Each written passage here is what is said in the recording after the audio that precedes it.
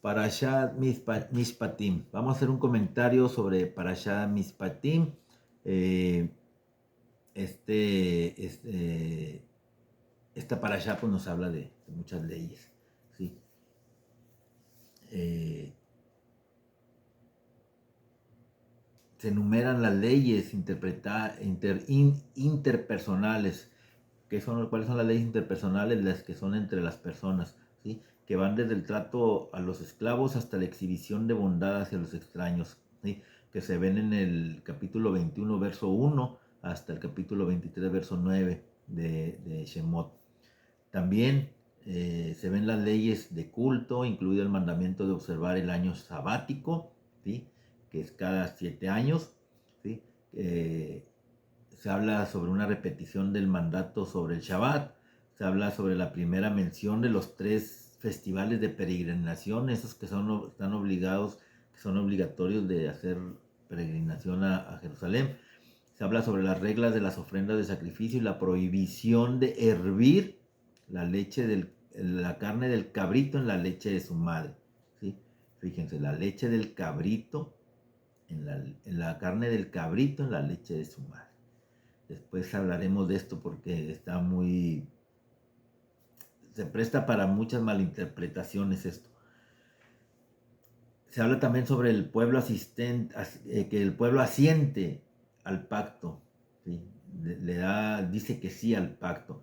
Habla sobre Moshe, sobre Aharón, sobre Nadab, sobre Abiú y sobre 70 ancianos de Israel que suben al monte y que ven a Dios, ¿sí? Que miran al Eterno.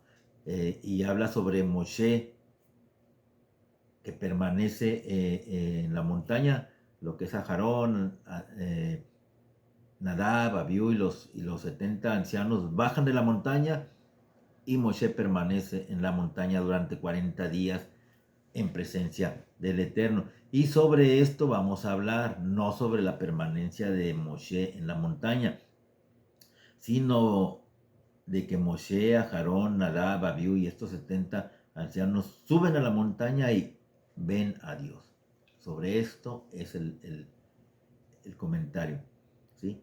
Porque nos dice la parashá en el capítulo 24, versos 9 al 11, nos dice: entonces Moshe y Aharón, Nadab y Abiú y 70 ancianos de Israel ascendieron y vieron al Dios de Israel, Debajo de los pies de Dios había la semejanza de un pavimento de zafiro, o sea, el piso era de zafiro, ¿sí? Como el mismo cielo por pureza. Dice, sin embargo, Dios no levantó la mano de Dios contra los líderes de los israelitas. Vieron a Dios y comieron y bebieron. Y esto es un tanto cuanto contradictorio. Y ahorita vamos a ver por qué. Vamos a comparar los versos. Y vieron al Dios de Israel, que se nos dice en el verso 10 del capítulo 24. Con Dios dijo, no puedes ver mi rostro en Shemot, en Éxodo 33:20. ¿Qué aspecto de Dios creen que estas personas vieron? ¿Cómo habrá sido el aspecto que tanto Moshe como Aarón, sus hijos y los 70 ancianos vieron? ¿Qué crees tú que ellos vieron? Vamos a leer los siguientes versos, ¿sí? Como una narración comprimida. En Shemot, Éxodo 33:20 nos dice, porque no me verá el hombre y vivirá, dice Adonai. Y vieron al Dios de Israel, dice Shemot 24:10. Sin embargo, Dios no levantó la mano de Dios contra los líderes de los israelitas, nos dice en el verso 11 del capítulo 24.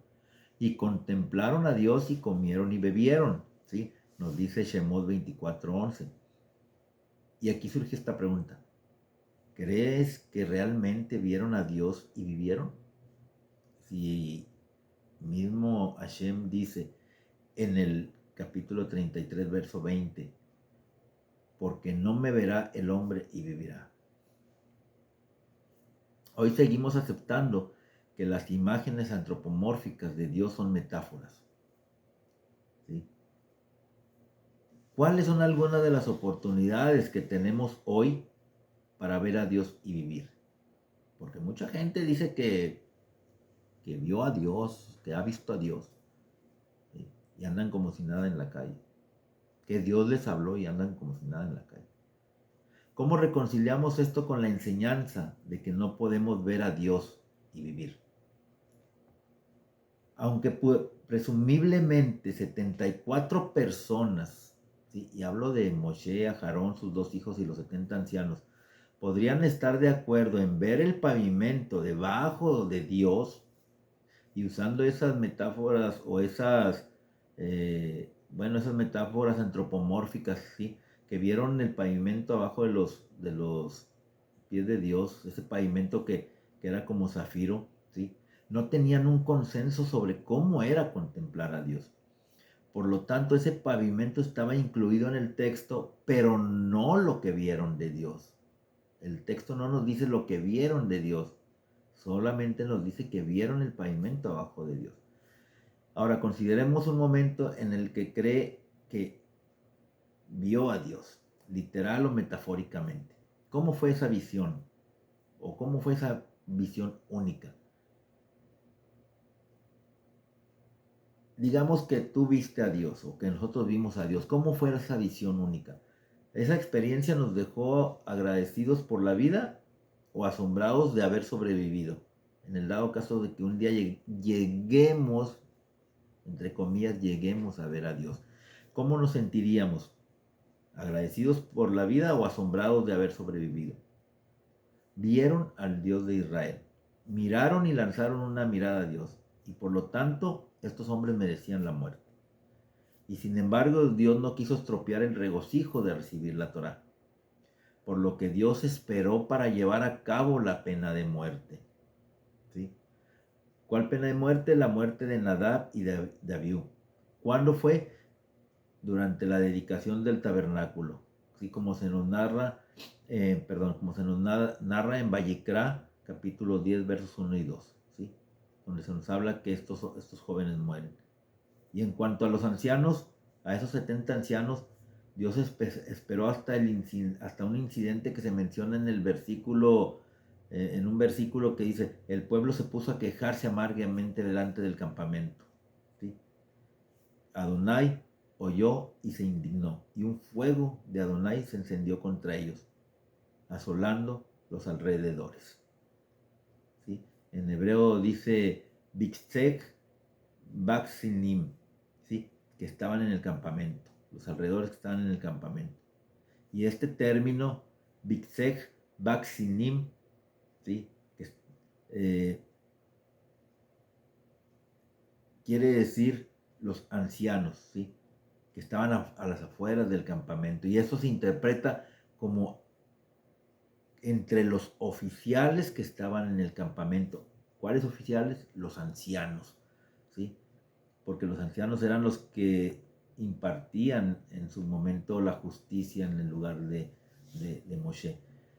Ahora, Rabí y Abraham Ibn Ezra explica lo siguiente. Dice, ellos, los 74, ¿sí? Moshe, Aarón, sus dos hijos y los 70 ancianos, vieron a Dios en una visión profética, al igual que los profetas, ¿sí? Al igual que Amos, ¿sí? Como se nos narra en el libro de Amos, capítulo 9, verso 1, y como Ezequiel, en el capítulo 1, 26, ¿sí?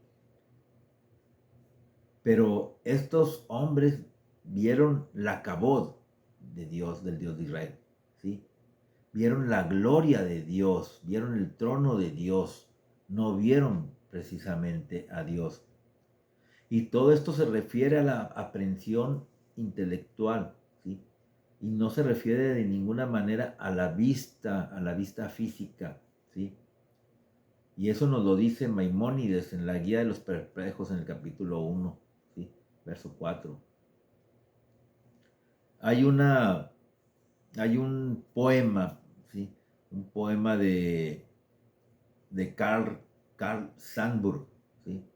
Que dice, Bendito seas, oh Señor, por el arco viviente del cielo sobre mí esta mañana. Bendito seas, oh Señor, por la compañía de la niebla nocturna, muy por encima de los picos de los rascacielos que vi cuando me desperté una vez durante la noche. Bendito seas, oh Señor, por el milagro de la luz a mis ojos y el misterio de su cambio constante. Bendito seas, oh Señor, por las leyes que has ordenado, sujetando firmemente el planeta Tierra en su curso y más allá del ciclo del Sol. Este poema fue escrito por Carl Sandburg en su libro Glass House Canticle, ¿sí? En 1960. Si buscas el lugar del alma, eres el alma. Si buscas un bocado de pan, eres el pan. Si conoces este secreto, entonces sabes que cualquier cosa que busques, eso eres. Y este otro y este otro poema lo escribió Rumi, un místico persa del siglo XIII. ¿Sí? ¿Y qué nos tratan de decir con esto? Que en todo podemos ver a Dios. Rashi está de acuerdo con la lectura Peshat, que es la más literal del texto, ¿sí? Que vieron a Dios y por lo tanto tenían que morir. Pero ¿cuál es la diferencia simbólica entre ver la cabot de Dios, la gloria de Dios, y a la divinidad real, a Dios realmente? Y aquí es donde entran estos poemas que les acabo de leer. Carl Sandburg señala las formas en que la presencia de Dios se puede ver en los lugares inesperados de la tierra, ¿sí? Si nos esforzamos por reconocer lo divino en el mundo y ver la gloria de Dios a nuestro alrededor, ¿sí?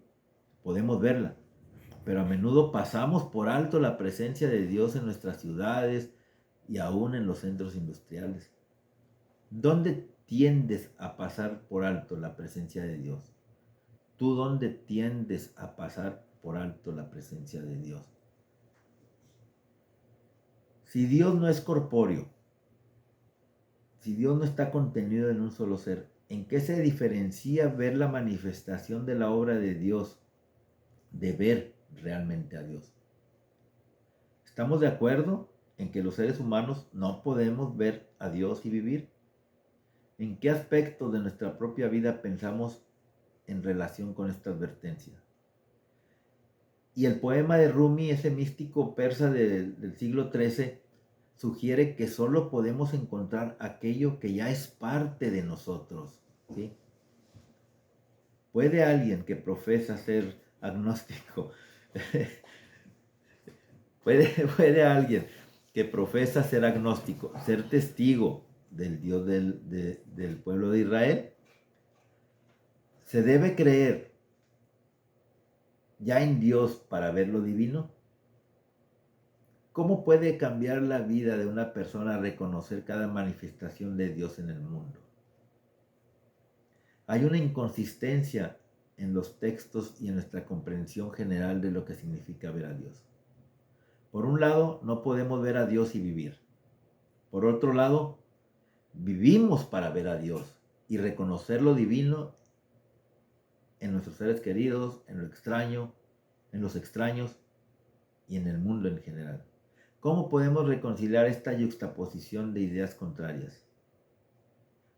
Debemos de hacer una distinción entre ver la belleza divina del mundo, que es el símbolo de la gloria de Dios, y la posibilidad de ser abatidos por nuestra osadía de mirar a Dios a la cara como si fuéramos iguales.